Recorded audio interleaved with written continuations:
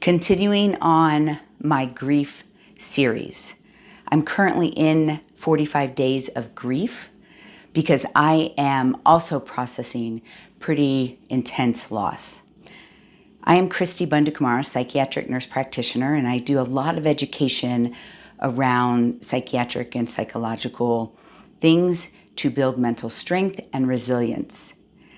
I have over 20 years of clinical experience as a psychiatric nurse practitioner, but I have experienced intense grief. 2005, I lost an adopted son in a drowning accident. 2016, my biological son, Reggie, succumbed to DRPLA, which is a rare neurodegenerative condition. My daughter, Maya, also had DRPLA, but she was not sick. It had not come to the point of the DRPLA actually causing her death. She died of SUDEP, sudden unexpected death in epilepsy, in her sleep. And that was December 14th, 2021. In a couple days, it's the 1-year anniversary of Maya's death, and I am completing a 45 days of grief.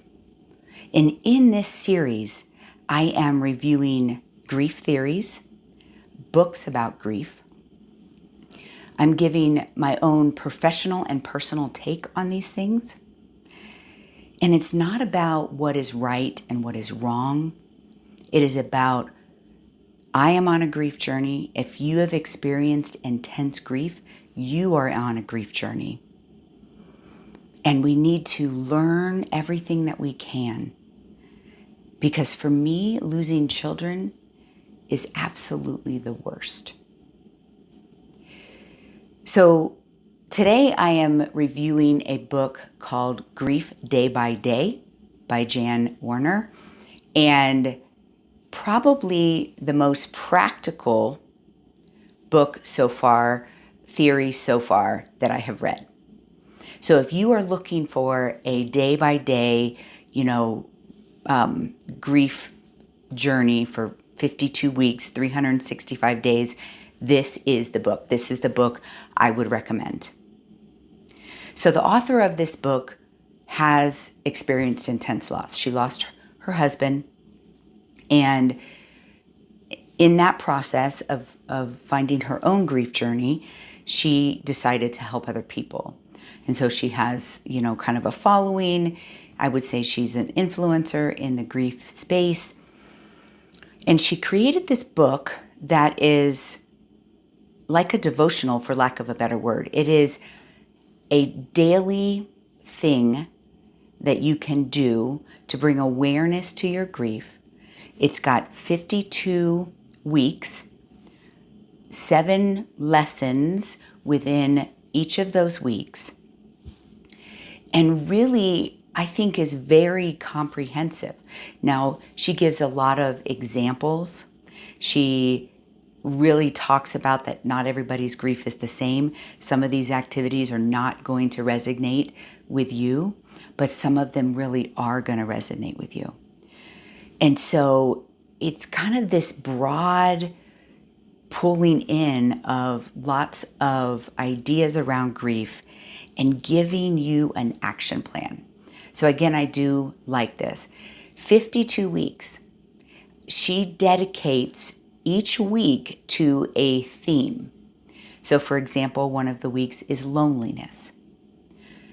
But instead of just having one activity on loneliness, she has 7 activities / lessons. They're not all specific, big actions or whatever, but they are thought-provoking concepts around loneliness. So when you are experiencing grief, you often experience this loneliness. And so she goes through all 7 days focusing on loneliness. Time is another thing. We often hear that time heals all wounds, that it will get better with time.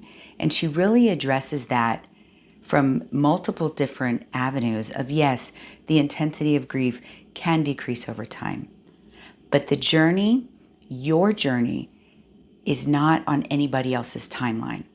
I know when I read like assessment tools on grief, prolonged grief disorder, if you are experiencing problems over a year, then you meet criteria for prolonged grief disorder.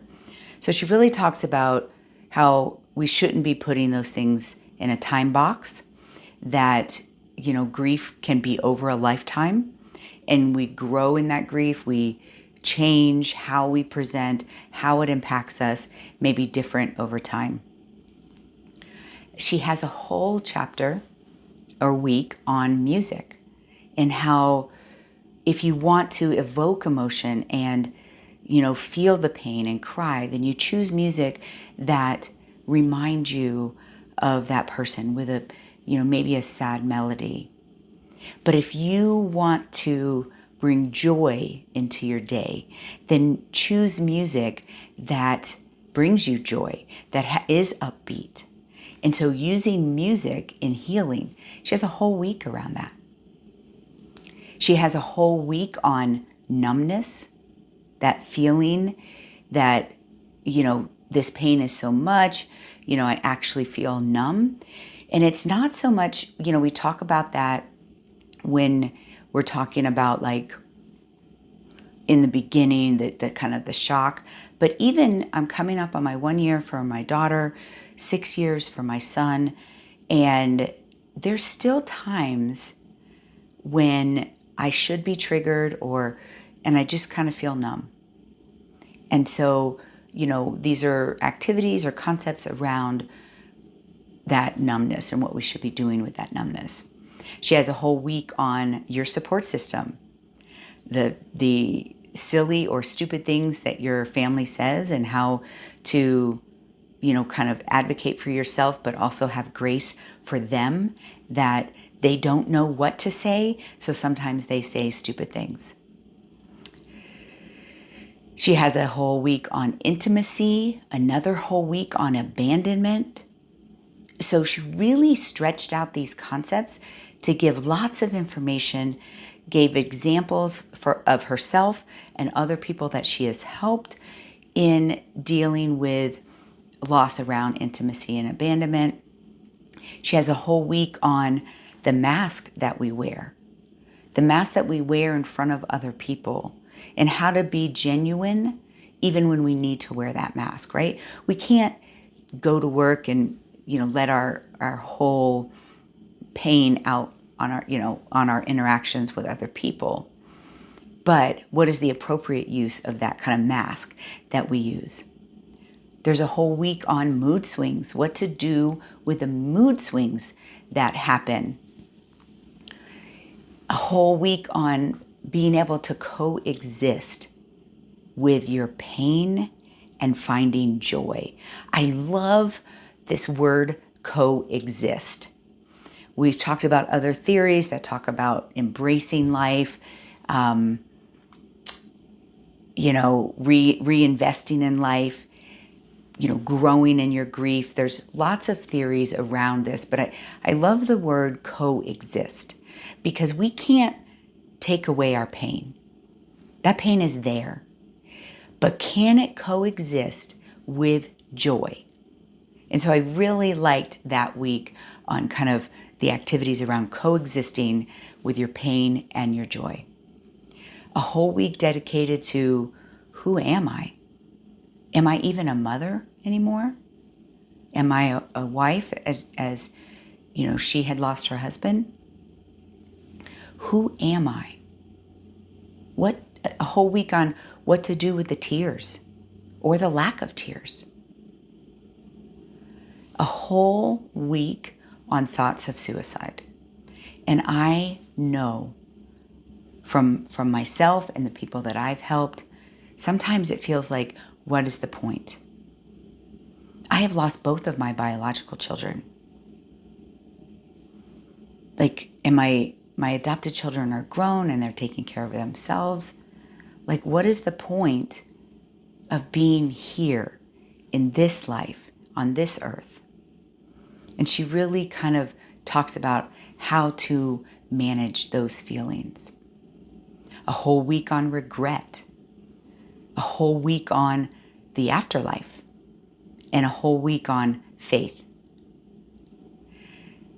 So again, I would definitely recommend this book if you need kind of daily prompting on how do I do this controlled grief.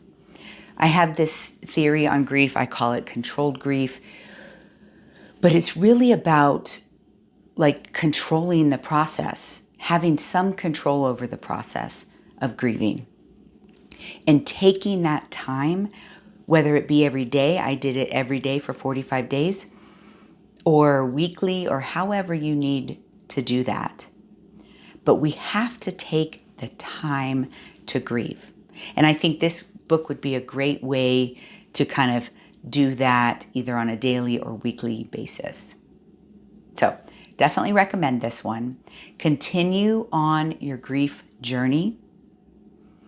I am coming to the end of my 45 days, but really to the beginning of a very healthy grief journey. So continue to follow as I am, I'm trying to express and get this in writing as to how do we actually grieve? How do we put things in their right category, grieve and cherish those things, but separate our trauma, our spiritual conflict, our negative self-talk, our anxiety about what's coming next? Because I truly believe that we all have it in us. That we just have to learn how to bring it to the surface, that we are mentally strong.